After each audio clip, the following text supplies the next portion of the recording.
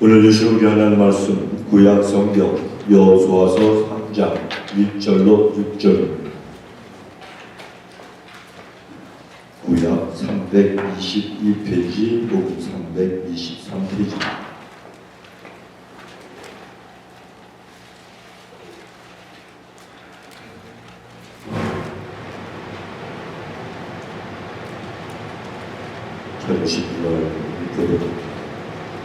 여호수아가 아침에 일찍 일어나서 이스라엘 사람들로 더불어 시딤에서 떠나 요단에 이르러서는 건너지 아니하고 거기서 유숙하며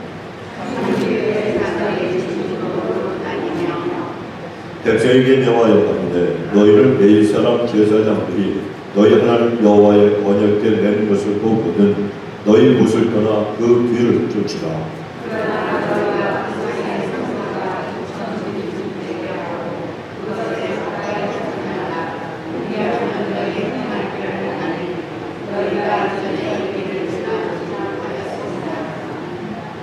여호수아가 또 백성에게 이르되 너희는 스스로 성결케 하라.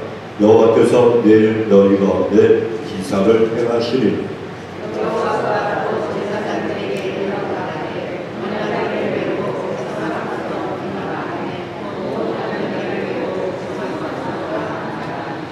아멘. 우리 하나님 어떠하신 분인가 믿음으로 선포하십시다. 시작. 하나님은 엘샤다이, 하나님 전능하신 하나님, 문제보다 크신 하나님, 대적보다 크신 하나님, 하나님은 모든 것을 하실 수 있습니다. 아멘. 하나님 우리에게 말씀하십니다. 네 믿음대로 될지어다. 자, 여러분, 다윗과 골리앗에 관한 그 이야기 너무나도 잘 아십니다. 제가 세어보니까 여러분 한 2375번은 들으신 것 같아요. 너무나도 잘하는 그런 이야기죠. 그런데 다윗이 골리앗을 갖다 물리친 이 싸움은 원래는 누구와 누구의 싸움이었습니까? 사울의 군대와 그리고 골리앗의 싸움이었습니다. 그들이 대결한 거예요. 이 다윗은 비록 골리앗을 물리쳤지만 원래는 자기 아버지가 이 전쟁에 참전한 형들을 갖다가 좀 보고 오라. 이렇게 위문품을 갖다 주고 형들에게 안부를 전해라. 그리고 형들이 지금 건강한지 이것을 좀 알아보라. 이렇게 말씀을 하셔서 아버지의 말을 듣고 위문품을 가지고 그냥 형들에게 받은 것밖에 없었습니다. 그런데 갑자기 이 전투의 구도가 다윗과 골리앗으로 바뀌어버렸습니다. 왜 그렇습니까? 골리앗이 하나님과 이스라엘을 갖다가 모독하는 그 얘기를 듣고 다윗이 거룩한 분노를 느껴서 뛰쳐나간 거예요. 저걸 그냥 두면 안 되겠다. 어린 소년에 불과했던 다윗이 하나님을 향한 거룩한 마음과 믿음 그리고 골리앗을 향한 그 분노를 가지고 이 골리앗에게 도전을 했기 때문에 갑자기 이 싸움의 이 양상, 싸움의 대결 구도가 골리앗과 다윗으로 바뀌어지게 되고 만 것입니다. 자, 그런데 여러분 생각을 해보십시오. 이 다윗과 골리앗은 전혀 비교가 되지 않는 그러한 처지였습니다.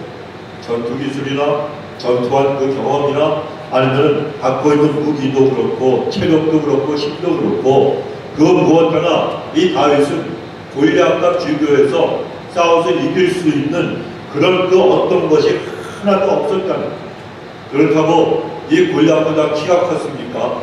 골리앗이 어떤 녀석이 나한테 도전하느냐 쳐다봤더니 보이질 않아. 어디 있나 봤더니 저 밑에 어린 꼬마가 고개를 펜싹 들고서 나한테 덤벼봐 이러고. 그러니까 무엇 하나 이 골리앗과 싸워서 이길 수 있는 그런 처지가 아니었다는 것입니다. 그런데도 다윗은 골리앗 앞에 나가서 물맷돌 하나로 이 거한 나면서 또 용사여 한 번도 전투에서 지지 않은 이 골리앗을 갖다가 쓰러뜨리고 말았습니다. 그래서 그는 골리앗을 갖다가 처치하고 블레셋 그 대군의 그 칼과 창 그 앞에서 이스라엘을 갖다 구원하는 하나님의 역사를 누리게 되는 것입니다. 여러분, 다윗이 골리앗을 무너뜨린 것은 이 승리를 거두게 된 것은 정말 기적 중에 기적이었습니다.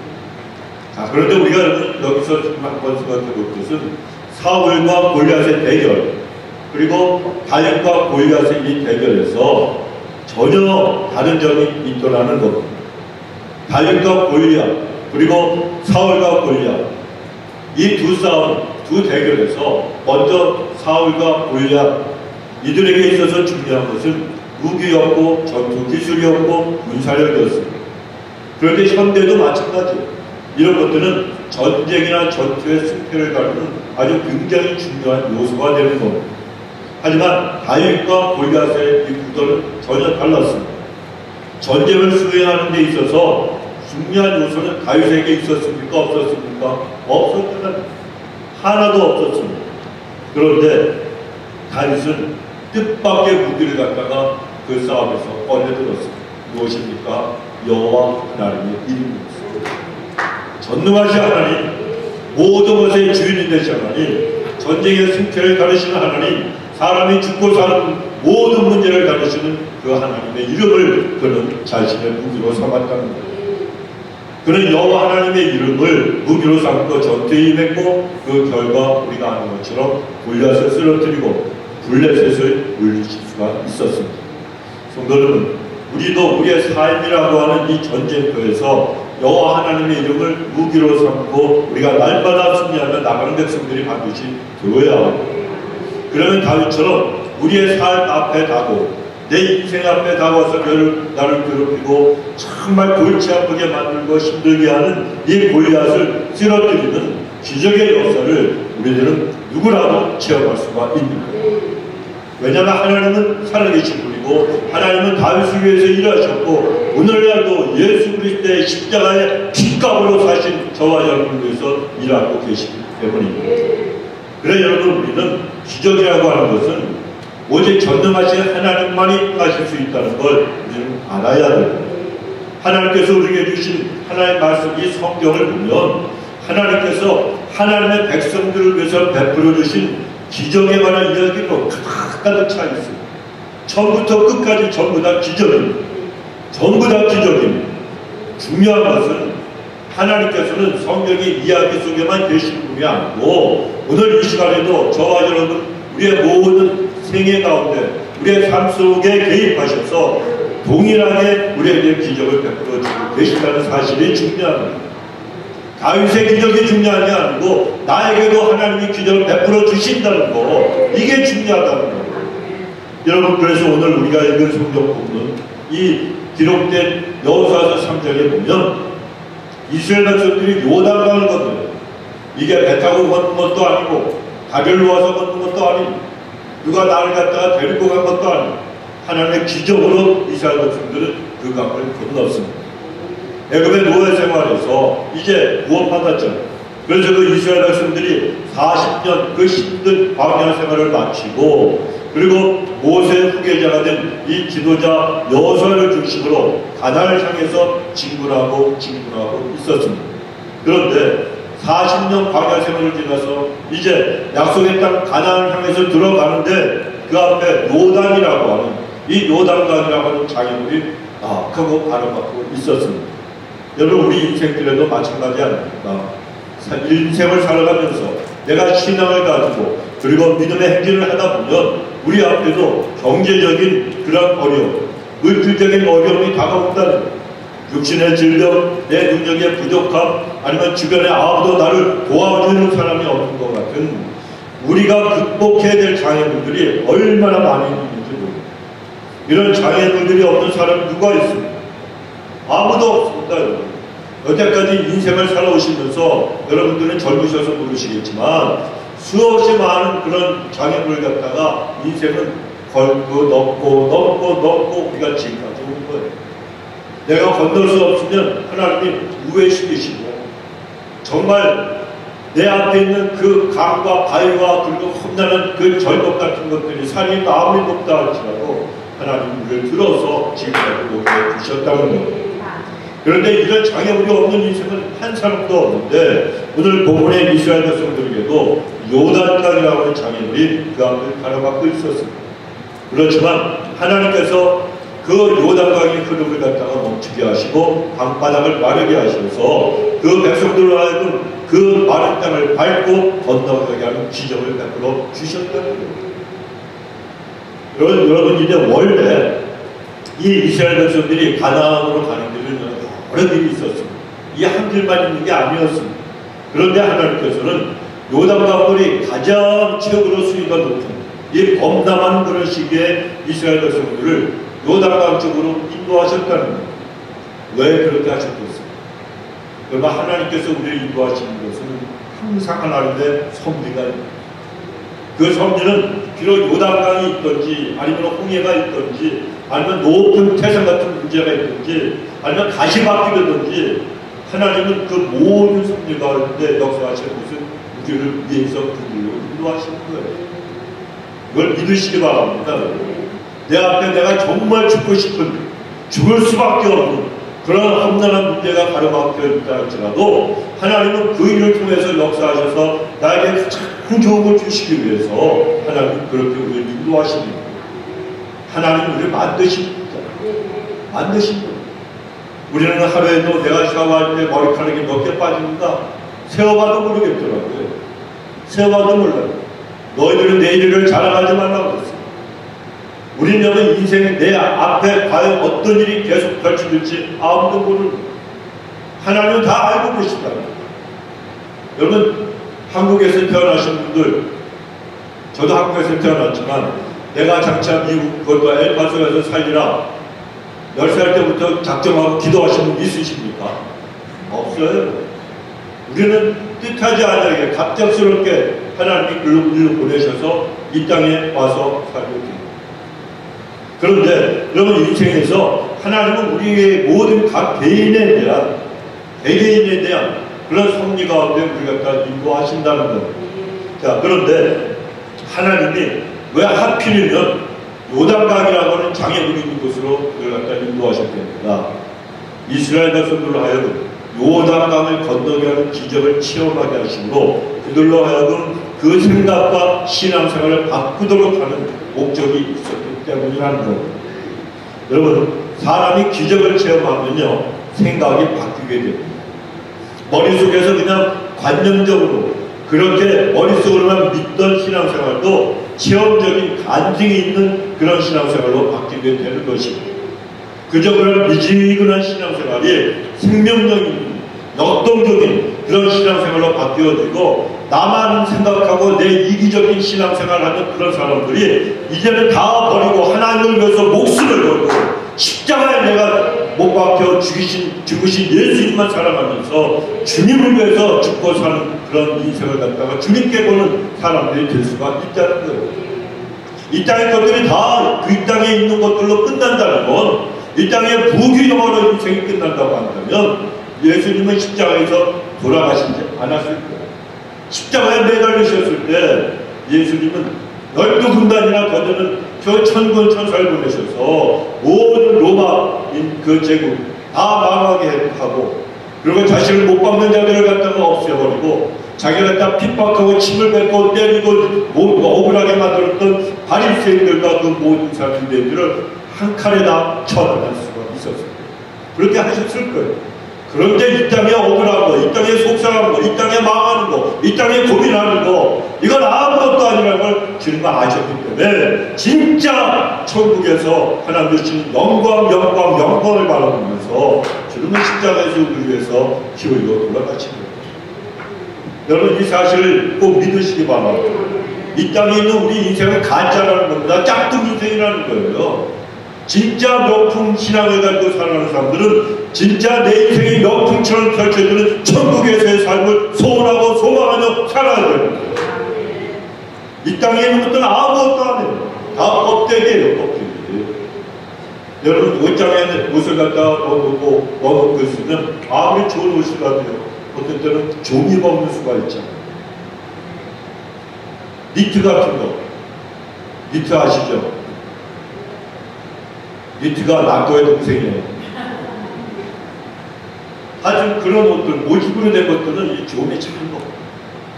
그런가 인생이 여러분 아무리 좋은 것이 있어도 썩어 빠져 없어져 버리는 것들밖에 없다는 거예요. 아, 짝퉁은 여러분 녹이스럽고 짝퉁에 구멍이 나는데 그냥 잠 못 자고 그냥 애타하고 그런 분들이 있습니까? 짝퉁도 없으시죠? 다 명품만 있으시죠? 여러분, 우리는 진짜 내 인생은 천국에서 시작된다는 걸 확신하고 살아야 돼요. 그래야 여러분 우리가 이 땅에서도 행복하고 즐겁고 기쁜 인생을 살아갈 수가 있다는 겁니다. 그런데 이제 곧 가나안 땅에 들어가서 영적인 싸움을 해야 되는 이스라엘 백성들, 그들의 신앙의 발전과 그리고 생각의 변화를 위해서 그들이 진짜 명품 신앙을 가지고 살아갈 수 있도록 하나님께서 요단으로 인도하시고 그 요단강을 건너는 기적을 준비하셨다는 겁니다. 여러분, 하나님은 오늘날도 우리를 위해서 능력의 손길을 준비하고 계시는 걸 믿으시기 바랍니다. 왜 그렇습니까? 하나님께서는 우리의 신앙의 싸움에서 영적인 이러한 전쟁에서 승리하기를 원하시고 승리할 수 있는 실력을 갖다 키워주시기 위해서 그렇다는 거예요. 우리가 그런 하나님의 능력을 갖다가 우리가 체험하며 하나하고 살아야 되지 않겠습니까? 신앙생활이 맨날 똑같아. 내가 50년 전에 예수 믿었고 내가 어렸을 때 예수 믿었는데 지금까지도 나는 하나님께서 어떤 시험과 시련 가운데 우리를 갖다가 던져놓고 앞에 장애물이 있으면 맨날 똑같아. 여러분, 높이뛰기 선수가 국민학교 때부터 초등학교 때부터 높이뛰기 선수로 이 발탁이 되어서 높이뛰기를 뛰어요. 그런데 어렸을 때는 요만한 높이뛰기를 갖다가 이 장대를 놓고 뛰는 걸 성공했어요. 중학교 때도 똑같아. 고등학교 때도 똑같아. 대학교 때도 똑같아. 국가대표 때도 똑같아. 죽을 때까지 똑같아. 이게 뭡니까? 이게 뭡니까? 하나님은 우리에게 그런 실력 가지고 신앙생활하는 게 아니에요. 초등학교 때, 유치원 때, 점점 커서 중고등학교, 대학교까지, 국가대표가 될 때까지 자꾸만 올라가려는 거예요. 그런데 답답하고도 안타깝게도 계속해서 똑같단 말이에요. 신앙생활이 맨날 한 번 올라갔다 떨어지고, 한 번 올라갔다 떨어지고 올라가고. 이렇게 되다가 초등학교 때, 중학교 때도 그랬는데 지금 90이 되고 100살이 되고 120이 되고 150이 됐는데도 똑같아. 나중에는 어떻게 됩니까? 올라가지도 못하고 떨어지도 못하고 어디로 가는 거예요? 그 상태로 천국에 가는 거예요. 그런 사람들은 어떻게 됩니까? 영원히 부끄러움을 당하는 거예요. 하나님은 그렇게 되지 말라는 거예요.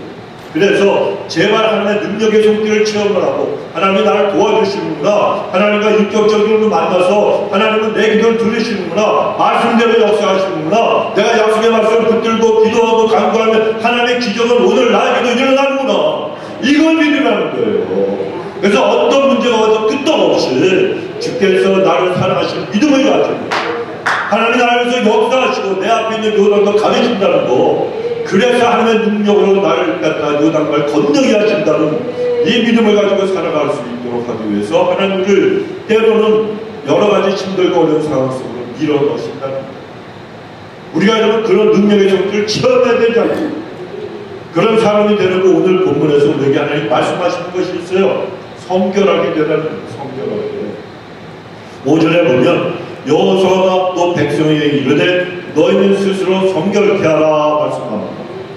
하나님께서 이스라엘 백성들에게 먼저 성결, 거룩을 갖다 요구하십니다. 여러분, 하나님 백성이 인생을 살아가면서 성결하게 살아가는 것은 너무나도 중요한 거예요. 내가 그 어떤 일을 주기 위해서 하는 것보다도 제일 하나님께서 기뻐하시는 것, 가장 성도의 기본이 되는 게 거룩이고 성결이라는 거예요. 그래서 입술을 지켜야 되고 생각을 거룩하게 해야 되고 내가 하는 모든 행동들이 다 거룩하고 성결해야 하는 것입니다. 우리가 섬기는 하나님이 거룩하신 분이시고 또 우리도 예수님의 핏값으로 값지고 사신 거룩한 하나님의 백성이 이미 되었기 때문에 우리에게 성결이 중요하다는 것입니다. 자, 한 독수리가 있었습니다. 이 독수리가 하늘을 갔다가 갑자기 땅을 치고 다 올라갔는데 하늘을 날다가 갑자기 땅으로 떨어졌어요. 지나가는 사람이 저기 독수리가 왜 저러지 궁금해서 가서 살펴보니까 총에 맞은 것도 아니고 사냥꾼의 화살에 맞은 것도 아니고 자세히 보니까 쪽제비 한 마리가 배에 붙어가지고 이 독수리의 심장을 갉아먹고 있었다는 겁니다. 먹이를 찾던 그 독수리가 하늘에서 보다가 쪽제비가 있으니까 밑으로 쏜자같이 내려가서 쪽제비를 막아챘습니다. 그리고 떨어질까봐 가슴에 품고 공중으로 올라갔는데 쪽제비가 죽기 살기로 독수리에게 바짝 붙어가지고 그 심장을 찢어놓은 거예요. 그러니까 이 독수리가 떨어질 수밖에 없죠. 그런데 여러분 아십니까? 오늘날 교회 다니는 사람들 중에 이런 독수리와 같은 사람들이 너무나도 많이 있다는 거예요. 어떻게 하면 붙잡고 성공의 인생의 성공의 길을 펄펄 날아 올라갑니다. 그런데 성공의 문턱에서 그냥 주저앉아버리고 또한 정상에서 갑자기 곤두박질하면서 떨어지는 자들이 수없이 많이 있다는 거예요. 원인이 무엇이겠습니까? 심장을 갉아먹는 죄악, 그리고 그 죄된 습관들과 생각을 꽉 껴안고 있기 때문에 심장이 갉아먹혀서 떨어져 죽는 거예요. 여러분, 성결하지 못한 것, 거룩하지 못한 건 과감하게 끊어버려야 되는 거예요. 그런데 그렇게 하지 못하기 때문에 아래로 떨어져가는 인생이 되고 만다는 겁니다. 그러므로 우리가 하나님의 기적을 바란다면 먼저는 내가 성결한 마음으로, 성결한 삶으로 하나님 마음에 합한 인생으로 살아가야 합니다. 본문의 5절에서 하나님은 너희를 스스로 성결케 하라 이렇게 말씀하셨는데 여러분 잘 들으세요. 이 성결이라는 이 단어는 구별하여 바친다는 거예요. 나를 깨끗하게 구별하여 하나님 앞에 바친다, 거룩하게 한다, 그런 뜻이 있는데, 그런데 단순히 몸을 씻으라고 하는 깨끗하게 씻으라는 뜻이 아니라 거룩한 목적을 이루는 자격을 취하라는 뜻입니다. 따라하십시오. 성결은 거룩한 목적을 이루는 자격을 취하라는 것이다. 다음 주에 시험에 나오니까 꼭 기억을 하세요. 거룩한 목적을 이루는 자격을 취득하는, 지금 이스라엘 백성들의 앞을 가로막는 이 요단강, 아무나 함부로 건널 수 있는 강이 아닙니다. 여러분. 거룩한 믿음의 사람만이 건널 수 있는 강입니다. 하나님의 주의 약속의 말씀을 믿지 못하면 건널 수 없는 강이기도 합니다. 가나안 족속을 보고서 두려워 떠는 사람은 절대로 건널 수 없는 강이요, 절대로 들어갈 수 없는 땅이 가나안 땅이었습니다. 약속의 땅을 바라보는 거룩한 시선이 있어야만 들어갈 수 있고 건너갈 수 있는 강이고, 불평하고 원망하고 부정적인 시각을 가진 사람도 절대로 들어갈 수 없는 땅입니다. 그러므로 가나안의 축복을 소유하기 원하는 하나님의 사람들은 반드시 성결하기 위해서 날마다 하나님 앞에 기도하고 말씀을 붙들고 열심을 가지고 열성을 다해서 자신의 그 성결함을 지킬 줄 알아야 됩니다. 광야에서 그 방황하는 그 여러 가지 습관들, 하나님 앞에 불순종하는 죄악들, 우상 숭배와 온갖 추하고 더러운 삶을 다 버리고 거룩하게 변화가 되어야 한다는 겁니다. 그렇다면 여러분 한번 생각해 보십시오. 하나님께서 이스라엘 백성들에게 왜 스스로 성결케 하라 이렇게 말씀을 하셨겠습니까? 하나님이 베푸신 기적의 역사에 조금이라도 인간적인 것들이 혼합이 되어지면, 섞여지면 인간은 교만해지고, 누구라도 다 똑같은 거예요. 교만해지고 강박해져서 자기 자랑을 합니다. 자기 자랑을 합니다. 그리고 하나님의 능력을 의심합니다. 내가 갖고 있는 지식, 내가 갖고 있는 물질, 내가 갖고 있는 건강, 내가 갖고 있는 경험, 내가 갖고 있는 능력을 가지고 내가 이만큼 됐는데 하나님이 어디서 날 도와줬어? 이 생각이 들어갑니다. 자, 여러분, 로또를 갖다, 슈퍼 로또를 갖다가 당첨이 되셔갖고, 우리 원래 교회가 통이 크니까 한 100억 달러 정도 여러분한테 당첨이 됐다고 생각해 보십시오. 안 놀라시나? 1000억을 올릴까요? 그러면요, 교회 나올 사람 별로 없어요. 일단 뭐합니까? 세계 일주 크루즈 여행을 딱 끊는 거예요. 내가 유럽도 못 가봤는데, 내가 성지순례도 못 가봤는데, 내가 아프리카도 못 가봤고, 돌아다니다가 북극에 가고 싶어. 북극에 가서 비가 한번 보고, 그랬더니 또 남극 생각이 나. 남극까지 가. 여러분, 인생은 오리 좋지 않을 만큼 있으면 하나님을 의지하지 않습니다. 돈을 의지하는, 그럼 그 인생 그때부터 망하는 거예요. 주신 분도 하나님, 거둬가시는 분도 아니에요. 하나님도 그릇이 되어 주시는 거예요. 그릇이 되지 않는 사람이 쥐고 있으면요, 그 사람의 영혼을 파괴하는 거예요. 부자 중에 지옥 가는 사람들이 얼마나 많은지 아십니까, 여러분? 옛날에 이병철 회장이 그 양반이 죽기 전에 한국에 지아무개 목사님이 찾아갔어요. 안면이 있어서. 그래갖고 얘기를 좀 하다가 회장님 평안하십니까? 그랬더니 큰 힘들어요. 그러면서 하루하루가 아주 그냥 죽지 못해 산다고. 너무 고민이 많은 거예요. 양반이. 고민이 많은 거예요. 그러니까 그 목사님이 그랬대요. 나오면서 그 이병철 회장님한테 얘기하지 못하고 나오면서 저 양반보다 내가 낫네. 내가 낫네. 여러분 아무것도 없어도요 세상의 모든 걸 이기는 사람은 진짜 부자예요. 그래서 하나님이 진짜 우리를 부자로 만들어주는 방법 두 가지가 있다고 그랬죠. 이거 지난번에 시험에 나왔잖아요. 첫째는 뭐예요? 물질을 많이 주시는 거. 세상적으로 볼 때, 세상 기준으로 볼 때 내가 돈이 많아. 이게 부자예요. 그런데 사도 바울처럼 부자로 만들어주는 사람도 있어요. 여러분 다 그런 분들 되시기 바랍니다. 돈도 많이 벌고 돈도 주머니에 많이 있으면 좋겠지만 진짜 부자가 되십시오. 뭡니까? 바울 사도는 자기가 부귀에도 처할 줄 알고 빈곤에도 처할 줄 알고 돈이 많다고 교만해지지 않고 마음이 강박해지지 않고 그리고 내가 없다고 비굴해지지 않고 이 땅에 있는 것들은 다 사라지는 걸 알기 때문에 나의 하나님께서 나에게 준 멸류관만 바라보고 사는 사람, 세상의 환경을 이기는 사람, 물질을 초월한 사람, 이 사람이 진짜 부자라는 거예요. 여러분 다 그런 부자가 되시기 바랍니다. 그런 부자가 되셔야 됩니다. 그런데 인생을 살아가면서 하나님께서 우리를 갖다 바라보시면서 많은 축복을 이 땅에서 주시기를 원하시지만 그러나 그 복을 받고 그리고 요단이라는 강을 갖다가 그냥 마른 땅을 밟고 지나가고 건너가는 이 축복은 아무나 하나님이 주시는 게 아니라는 거예요. 그래서 하나님은 성결하라, 성결하라, 성결하라. 가장 우리에게 원하시는 것은 거룩이라고 했죠. 거룩이에요. 이걸 놓치면 아무것도 아니에요. 예수 믿는 사람들은 거룩한 삶을 살지 못하면 이거는 꽝이고 짝퉁이고 여러분 하나님 앞에 인정받지 못하는 거예요. 그래서 입술의 말을 갖다가 내가 조심해야 되고 내 생각과 마음을 지킬 줄 알아야 되고 그리고 내 행동이 항상 거룩해야 되는 거예요. 그렇지 않으면 전부 꽝이라니까요. 꽝이에요. 그러니까 우리가 얼마나 성결을 갖다가 위해서 살아가야 됩니까? 그러니까 온갖 것을 다 이러고 버리고 주를 밟으며 십자가에 우리의 육신의 자로 안목의 전혀 이성의 자랑을 못 박아 버려야 된다는 거예요. 그래서 이 모든 축복 가운데서도 우리의 것이 어떤 노력이라도 내가 했으니까 이 정도를 받았지 이렇게 생각하면 안 된다는 것입니다.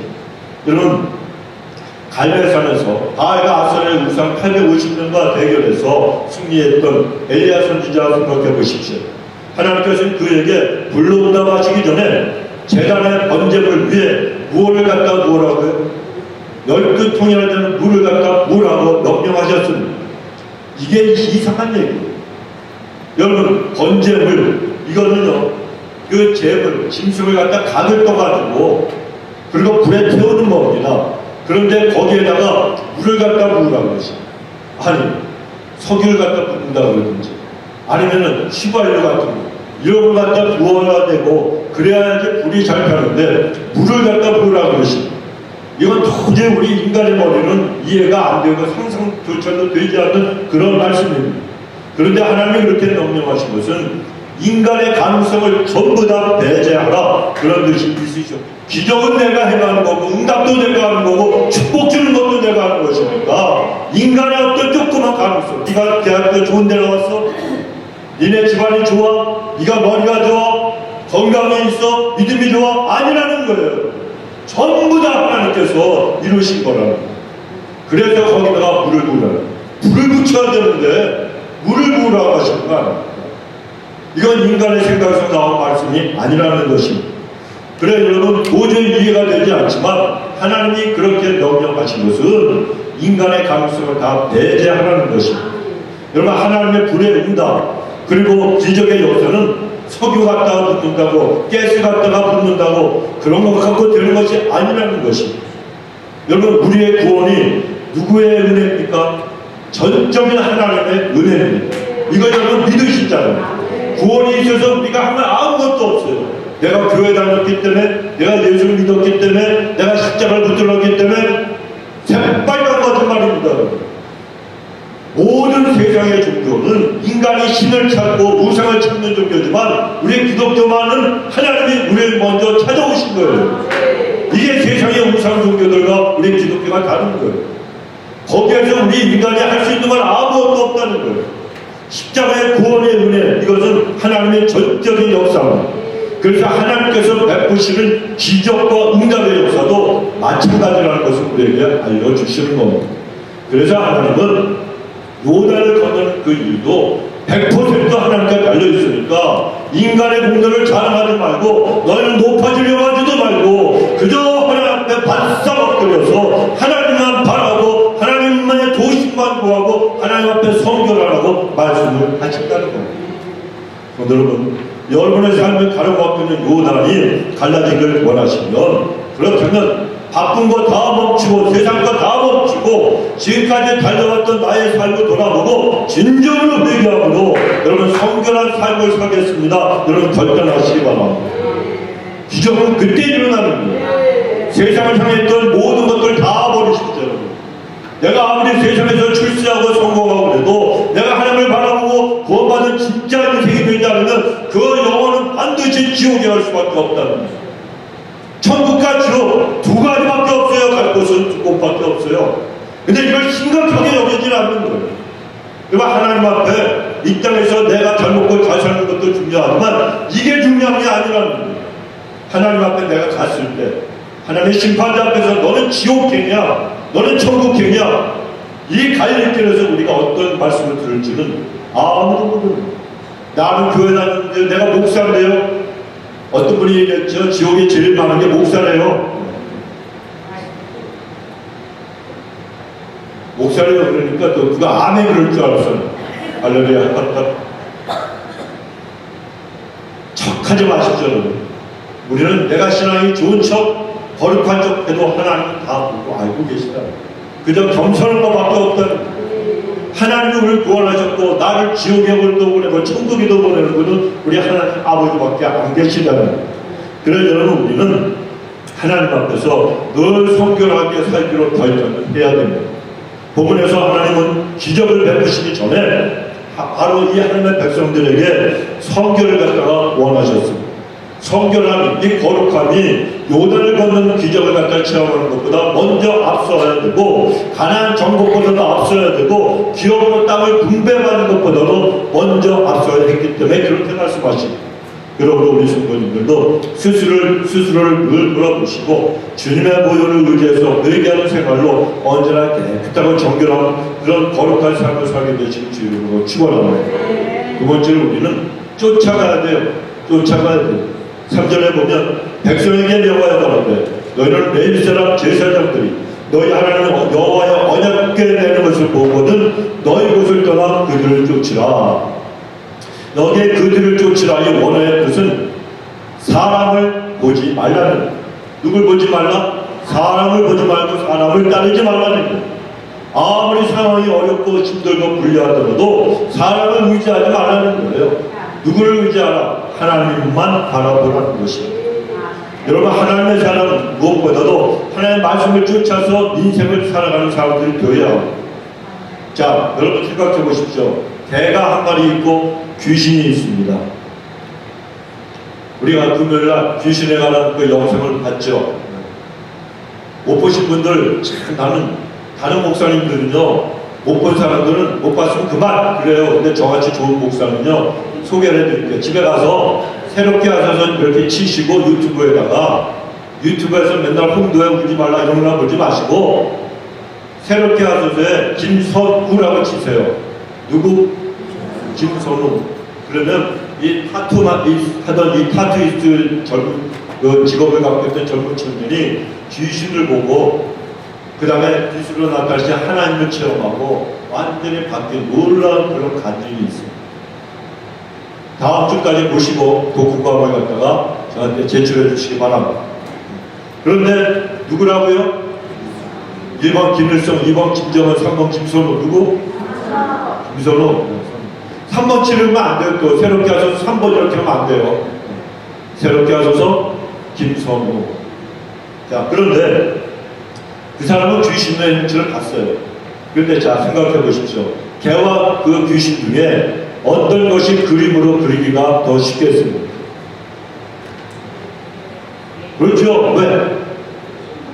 볼 수 있으니까. 어린 아이들은 그 얘기를 하면 개 그리는 게 더 쉽다고 그래요. 자기들 눈으로 보고 그릴 수가 있고 자기들이 봤으니까. 그런데 화가들은요, 귀신을 그리는 게 더 쉽다고 얘기한다고 합니다. 왜냐하면 개는 눈에 보이니까 잘못 그리면 금방 나타나지 않나요? 나타나죠.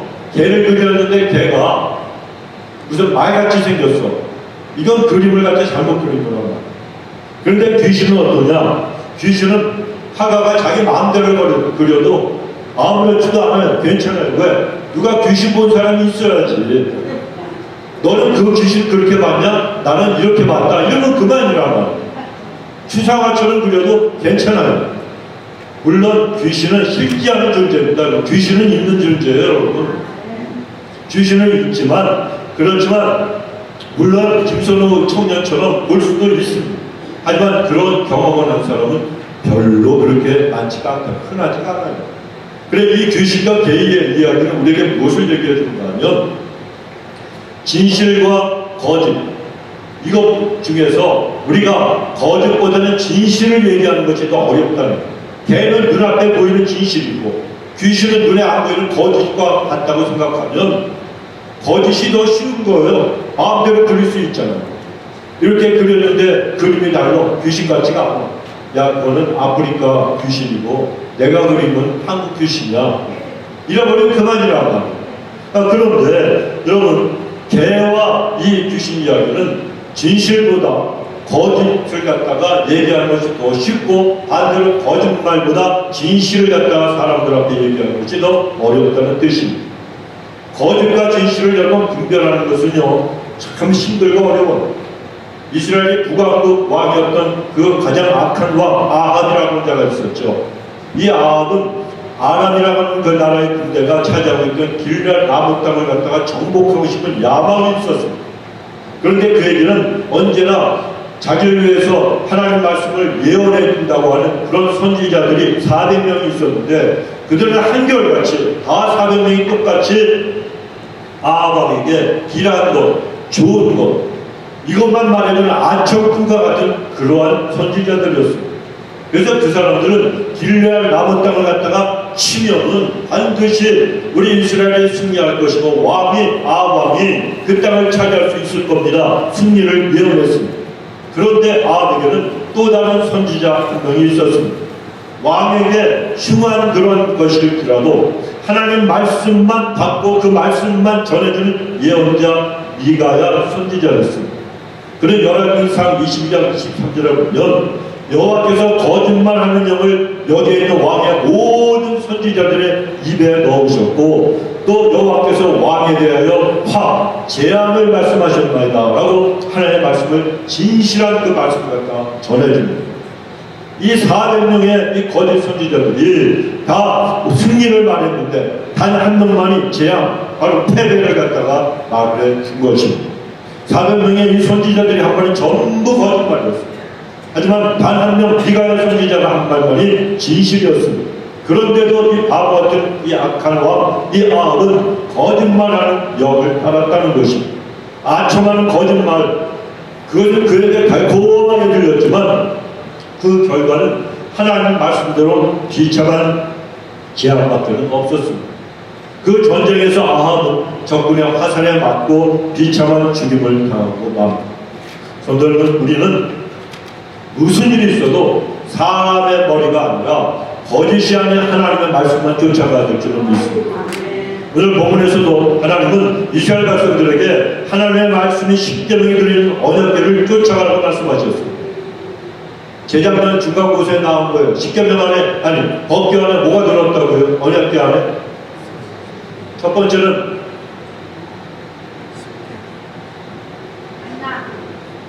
다 달라. 하나님의 말씀, 그 십계명 돌비, 십계명 돌비, 그 다음에 아론의 쌍난 지팡이, 그리고 만나가 항아리가 들어있었죠. 근데 이 항아리가 3개가 들어있는데 이 모든 것들은 다 하나님의 축복을 주셨지만 이스라엘 백성들이 다 저주로 바꿨죠. 하나님의 말씀이 기록된 돌비는 깨졌어요.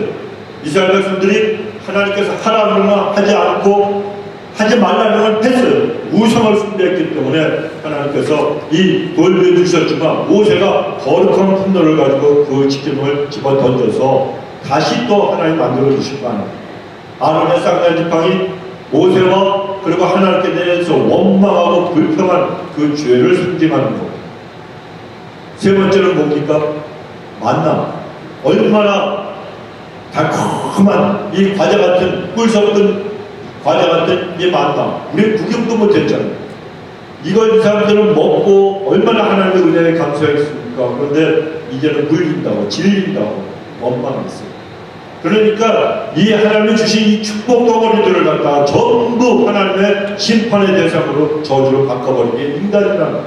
그런데 십계명 안에 들어있는 그 죄악들로 상징하는 그 축복과 저주예요. 그런데 뚜껑이 덮여있다 열려있다?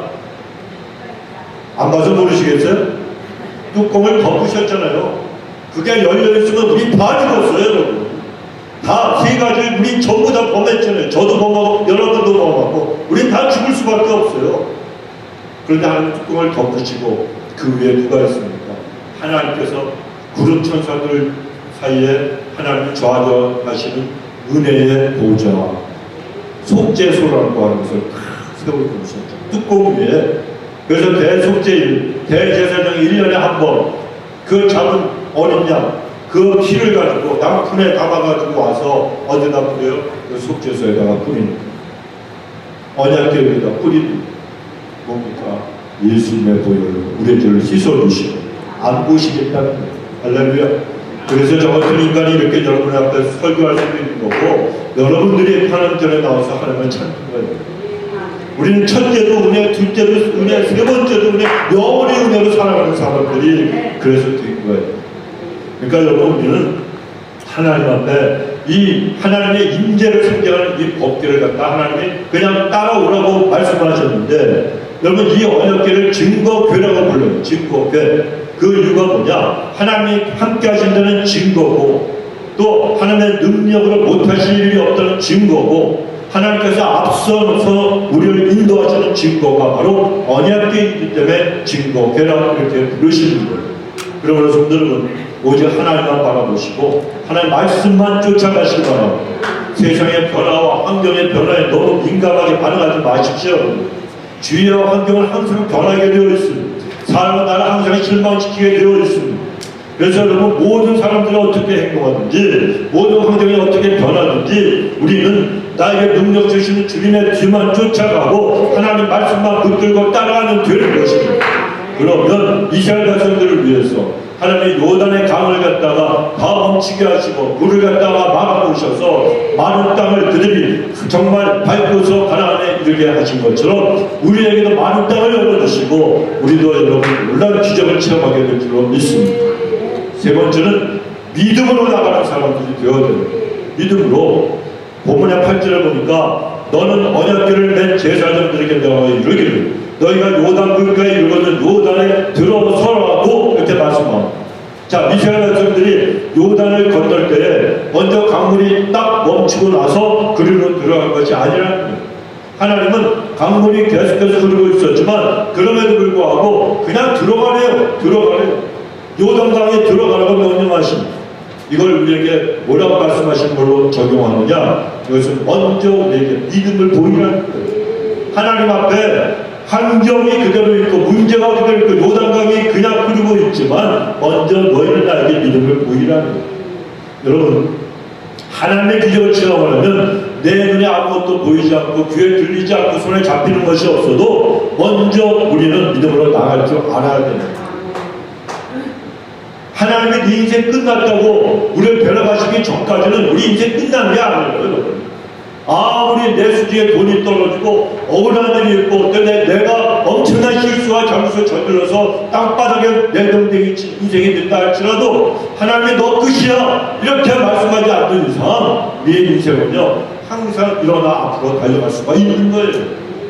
아무리 인생의 질거와 그리고 마음 무거움들이 내 어깨를 짓눌러서 정말 거기에 물려서 앞으로 조금이라도 전진할 수 없는 힘이 빠진 온몸에 다 힘이 소진되어 버린 그런 인생이라 할지라도 절대로 끝나는 게 아니에요. 하나님은 없는 것을 믿는 것처럼 부르십니다. 죽은 자를 살리시는 거예요. 하나님의 기적은 놀랍다는 거예요. 그래서 우리는 하나님 앞에서 믿음을 가지고 전진하는 사람들이 되어야만 합니다. 자, 여러분, 크리스마스 시즌이 되면 수많은 사람들이 애창하는 노래가 있습니다. 화이트 크리스마스. 화이트 크리스마스. 자, 그런데 이 곡은 어빙 머린이라고 하는 사람이 작곡한 곡인데, 이 사람은 학교 공부를 많이 하지 못한 사람이었습니다. 이 사람은 그 유대인이었는데 초등학교 2학년 중퇴가 그의 학력의 전부였습니다. 자, 그런데 그가 어렸을 때에 그 아버지하고 그 가족들이 러시아에서 추출당했어요. 유대인이라고 쫓겨났어요. 그래서 4살 때 미국으로 건너왔어요. 근데 그의 가족이 러시아에서 그냥 배를 타고 무작정 왔으니까 돈이 있습니까? 뭐가 있습니까? 잡이 있습니까?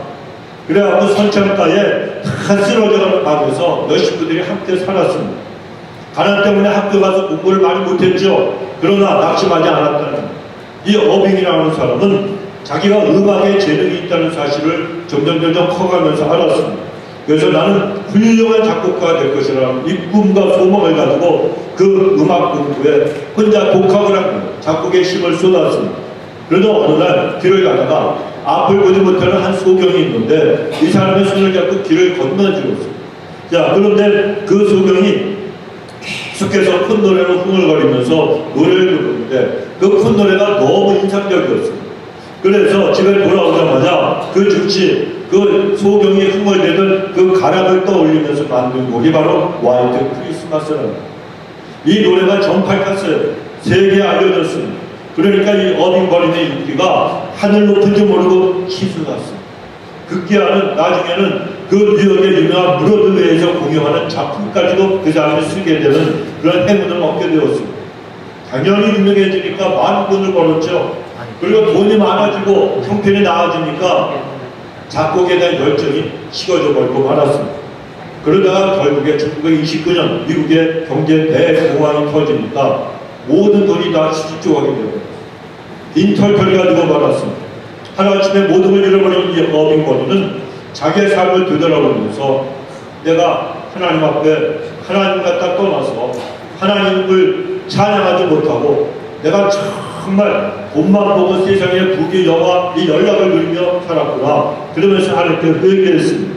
그리고 가지고 있던 거 모든 걸 다 잃어버렸잖아요. 그러니까 어떤 생각이 듭니까?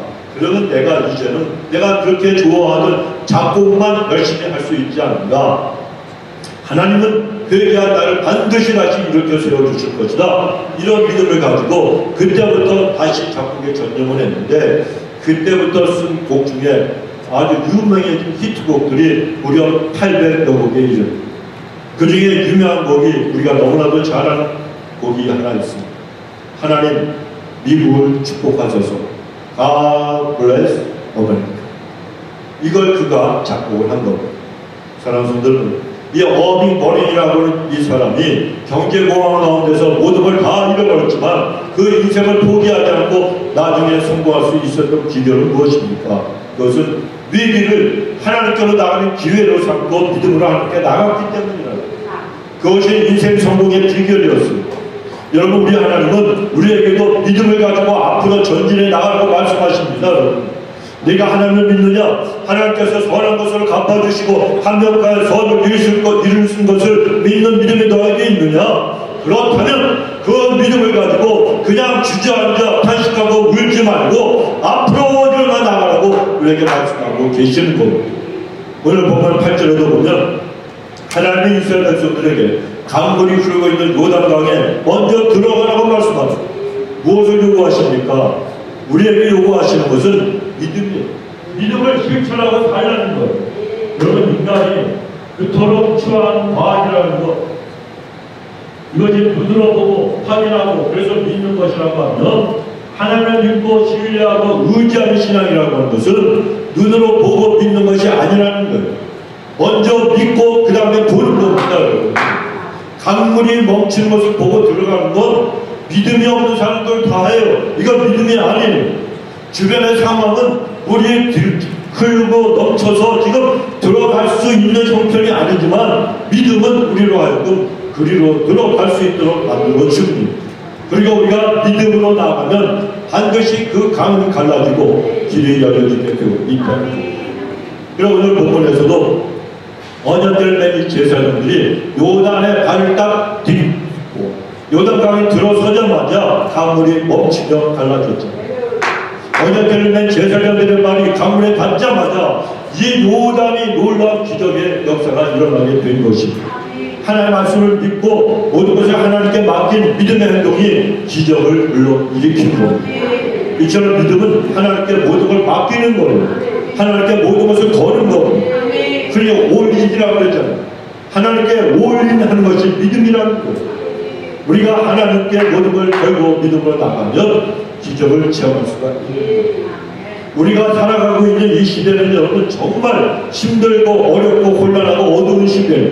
정치, 경제, 문화, 사회, 군사 모든 면에 있어서 모든 것들이 혼란스럽고 다 힘듭니다.